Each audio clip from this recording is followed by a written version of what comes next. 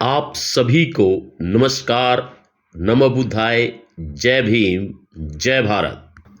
दुनिया अभी रूस यूक्रेन युद्ध के खत्म होने का इंतजार कर रही थी कि अब पश्चिमी एशिया में युद्ध के बादल छा गए हैं।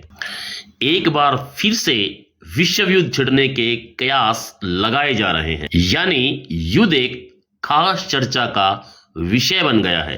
और जब बात युद्ध की हो रही हो तो धर्म का बीच में आना स्वाभाविक है। इजराइल और हमास युद्ध में भी धर्म आड़े आ रहा है, तो फिर आज हम भी युद्ध के साथ थोड़ा धर्म का जिक्र भी कर लेते हैं। तो आज की वीडियो में हम आपको बताएंगे कि हिंदू धर्म में युद्ध के देवता की पदवी किसे मिली है। तो वीडियो शुरू करते हैं, उससे पहले मैं एक बार लीगल डिस्क्लेमर पढ़कर सुना देता हूं।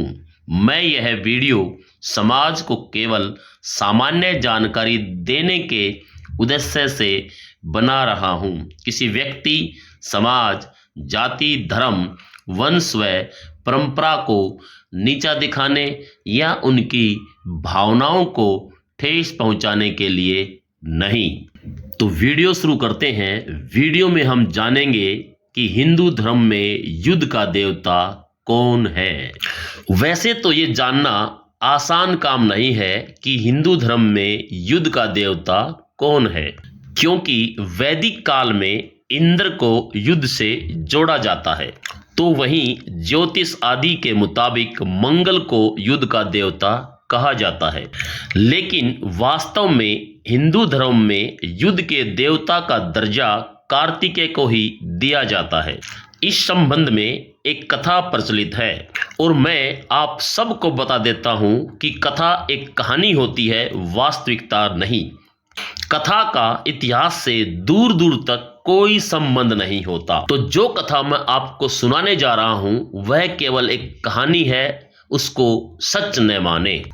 कथा के अनुसार जब सती के मर जाने के बाद शिव लंबी तपस्या में लीन हो गए थे, तब तारकासुर नामक राक्षस ने घोर तपस्या करके ब्रह्मा से वरदान मांग लिया कि उनकी मृत्यु शिव के पुत्र के हाथों ही हो। तारकासुर जानता था कि शिव लंबी तपस्या में लीन हो गए हैं, न जाने कब आंखें खोलेंगे, और आंख खोल भी लेंगे तो दूसरा विवाह नहीं करेंगे। ऐसे में शिव को पुत्र होगा ही नहीं और उसकी मृत्यु भी नहीं हो पाएगी और वो अमर हो जाएगा। ब्रह्मा से वरदान पाकर तारकासुर अमर हो गया और उसने जनमानस पर अत्याचार करने शुरू कर दिए। वैसे मेरी राय में ब्रह्मा ने वरदान देने से पहले सोचना चाहिए था, यूं मूर्खतापूर्ण कार्य नहीं करना चाहिए था। खैर, कथा है, कुछ भी करवाया जा सकता है, ये तो आप जानते ही होंगे। अब तारकासुर जनमानस पर अत्याचार करता हुआ स्वर्ग की ओर अपना रुख करता है और स्वर्ग में रहने वाले देवताओं को समेटने लगता है। डरपोक देवता ब्रह्मा की शरण में जाते हैं तो पता लगता है कि तारकासुर की मृत्यु नहीं हो सकती।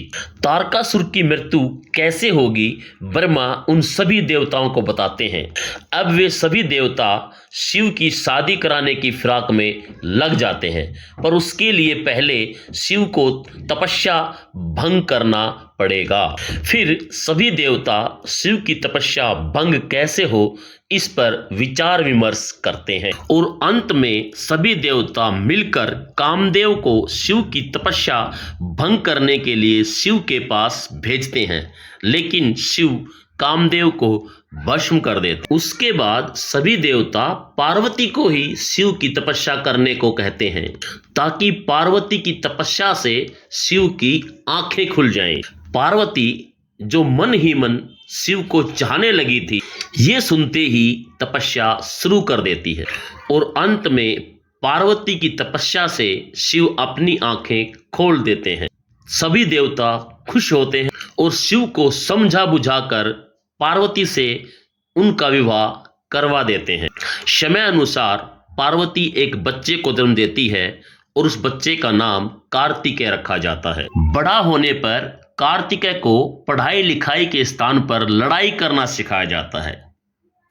बोलते हुए मुझे हंसी भी आ रही कि कैसे माता पिता थे शिव और पार्वती, जो अपनी संतान को लड़ना सिखा रहे हैं। खैर, कार्तिकेय लड़ना सीख जाते हैं और भाले को अपना प्रमुख हथियार बना लेते हैं। अब वो भाला किस धातु का था ये कुछ नहीं कहा जा सकता, क्योंकि लोहे का तो हो नहीं सकता, लोहा तो बहुत बाद में आया है। कोई नहीं, आगे बढ़ते हैं।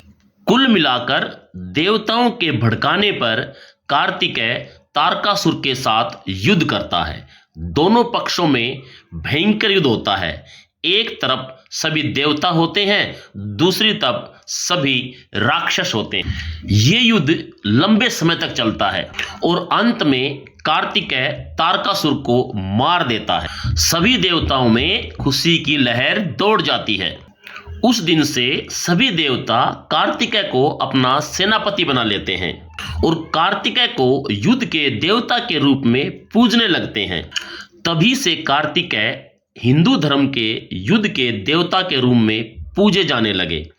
प्राचीन काल में जब राजा युद्ध के लिए जाते थे तो पहले कार्तिकेय की पूजा करते थे, फिर युद्ध के लिए निकलते थे। हिंदू धर्म में कार्तिकेय को मरुगन, कुमार, शकंद, सुब्रमण्य आदि नामों से भी जाना जाता है। तो ये थी जानकारी हिंदू धर्म में युद्ध के देवता की।